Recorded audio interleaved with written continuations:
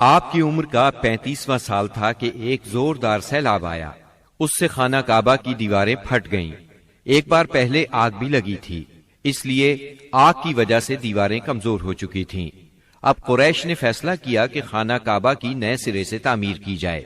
اس موقع پر انہوں نے فیصلہ کیا کہ اس تعمیر میں صرف حلال مال ہی خرچ کریں گے، چنانچہ رنڈی کی اجرت، سود کی دولت اور کسی کا ناحق لیا ہوا مال اس میں استعمال نہیں کریں گے۔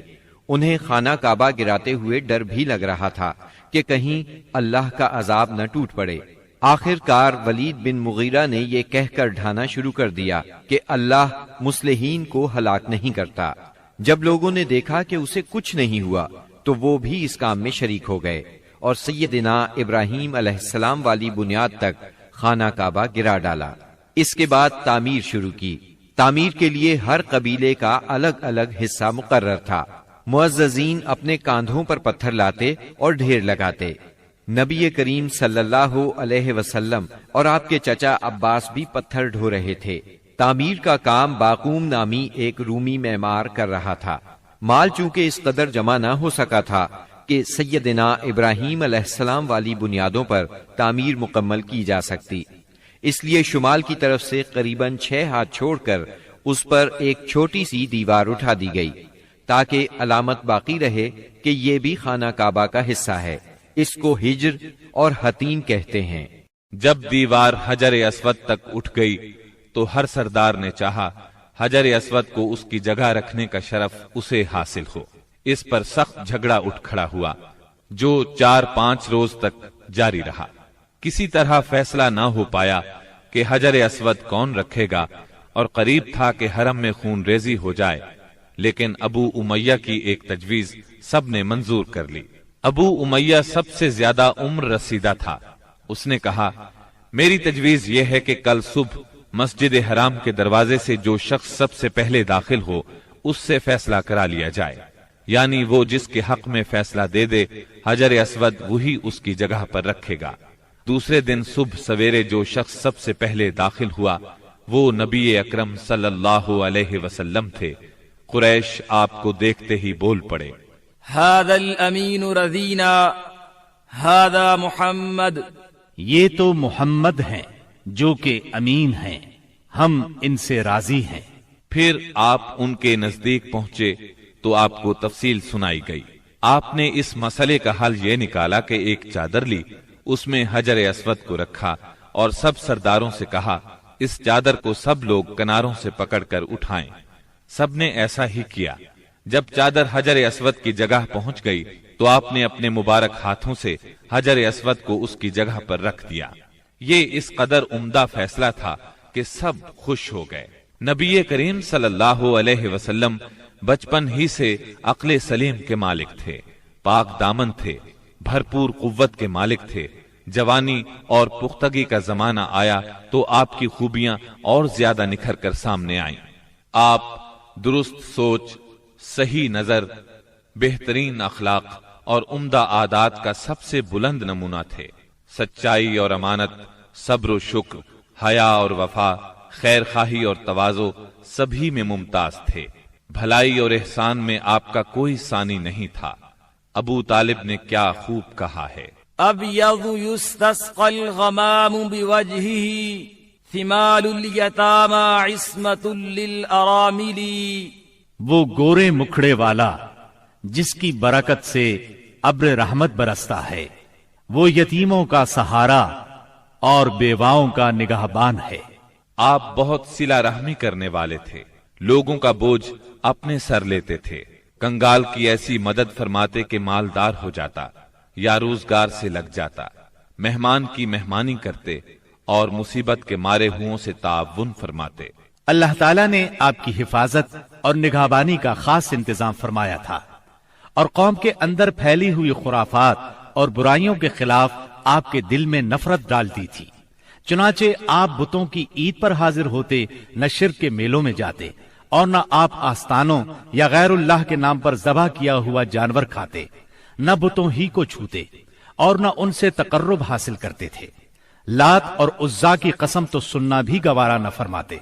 شراب نوشی اور کھیل کود کی مجلسوں سے آپ انتہائی دور تھے۔ ایسی کسی مجلس میں آپ نے کبھی شرکت نہ فرمائی جبکہ یہی مجلس جوانوں کی تفریح اور دوستوں سے ملاقات کے مقامات تھی۔ اللہ نے آپ کو خلوت پسندی عطا فرمائی تھی۔ عربوں کی جہالت اور گناہ آلود زندگی نے آپ کو افسردہ اور غمگین بنا دیا تھا۔ آپ اپنے اطراف میں پھیلی ہوئی انسانی اجتماعی زندگی کا مشاہدہ فرماتے تو آپ کو یہ محسوس کر کے دکھ ہوتا کہ ایک اللہ کی عبادت کا تصور دینے والے دین کو وہ لوگ بالکل بھول چکے تھے، اس دین کو جو ان کے جد امجد سیدنا ابراہیم علیہ السلام کا دین تھا، اسے بالکل فراموش کر چکے تھے۔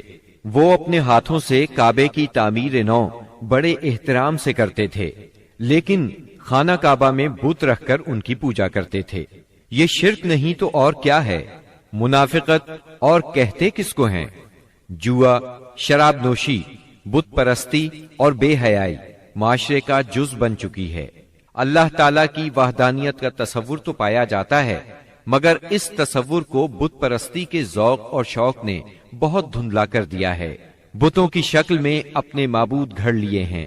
ہر قبیلے اور ہر خاندان کا ایک پسندیدہ بت ہے اور کعبے میں 360 بت رکھے ہوئے ہیں۔ بت پرستی کے شوق کا یہ عالم ہے کہ قریش سفر میں جاتے ہیں تو ستو کے بت بنا لیتے ہیں اور جب ضرورت پڑتی ہے تو اپنے معبودوں کو گھول کر پی لیتے ہیں۔ قریش کے معاشرے اور عرب کے ماحول میں عورت بیچاری کی حالت اس قدر پست، ذلیل اور ردی ہے کہ وہ اونٹوں، بکریوں اور غلے کی طرح تجارت کی چیز بن چکی ہے۔ شادیوں پر کوئی پابندی، کوئی روک نہیں۔ ایک مرد جتنی عورتوں سے چاہے شادی کر سکتا ہے اور دوسری طرف عورت بھی جتنے مردوں کو پسند کرے ان سے تعلق پیدا کر سکتی ہے۔ چوری چھپے آشنائی سے لے کر کھلی بے حیائی تک ہر برائی کی جاتی ہے۔ پستی اور گراوٹ کی انتہا ہے کہ منقولہ اور موروثی جائیداد کی طرح باپ کی بیویاں بھی بیٹے کو ورثے میں ملتی ہیں اور وہ اپنی حقیقی ماں کے سوا اپنی ستیلی ماؤں سے شادی کرنے میں کسی قسم کی آر محسوس نہیں کرتا۔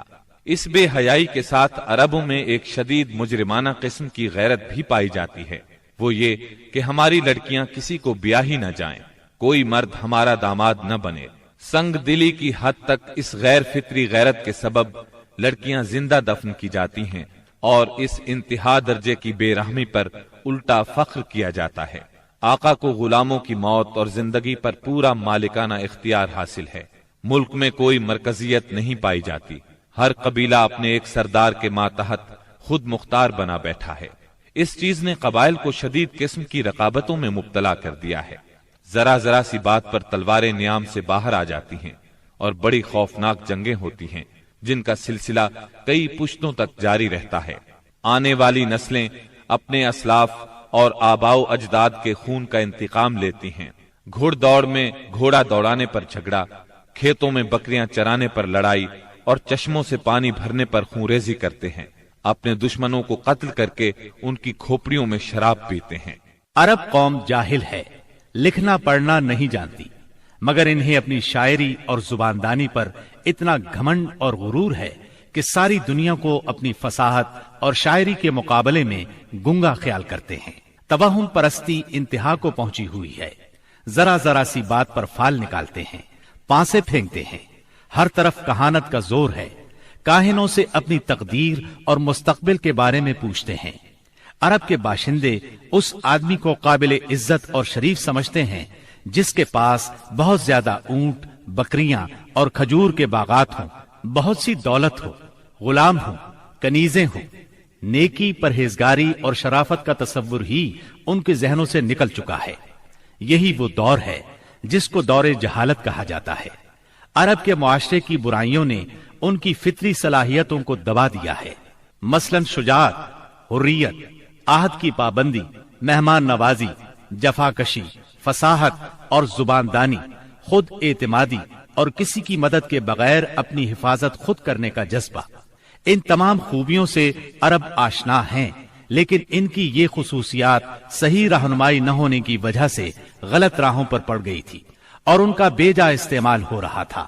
ملک میں بعض ایسے قبائل بھی پائے جاتے تھے جو خانہ بدوش تھے، جہاں پانی کا چشمہ، سبزہ اور کھجوروں کے جھنڈ نظر آئے وہیں ڈیرے ڈال دیے، اور جب یہاں سے جی اکتا گیا تو اپنا مختصر سا سامان اونٹوں پر لاد کر وہاں سے چل دیے۔ یہ تھے عرب کے افسوسناک حالات، لیکن یہ یہاں تک محدود نہیں تھے۔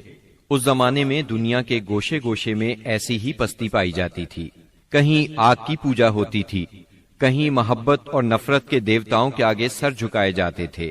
غرض اللہ تعالیٰ کے سوا اس کی ساری مخلوق کی عبادت ہو رہی تھی۔ حد یہ ہے کہ سانپ، درخت اور بندر تک معبود بنے ہوئے تھے۔ پتھر، جانور، چاند، سورج اور ستارے، یہاں تک کہ زمین پر رینگنے والے کیڑوں تک کی پرستش نے ساری دنیا کو شرک کا گڑھ بنا دیا تھا۔ ہر طرف جہالت کا اندھیرا اور شرک و کفر کی تاریکیاں چھائی ہوئی تھیں۔ ان سب میں صراط مستقیم گم ہو کر رہ گیا تھا۔